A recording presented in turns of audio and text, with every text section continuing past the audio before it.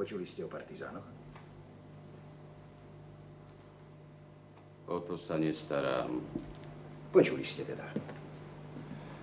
Chodia po dedinách, ľuďom sľubujú pôdu a o mne hovoria, že mi raz vykrútia krk.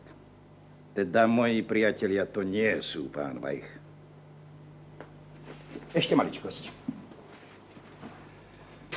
Na to divadlo Nemci priženú dedinčanov z celého okolia. A vy viete, že taký dedinčan sa díva nielen na to, kto visí, ale aj na čom visí. No. Treba, aby sme odviedli dobrú prácu. Kvôli živým, nie kvôli mŕtvým. Preto som si vybral vás, Vajch.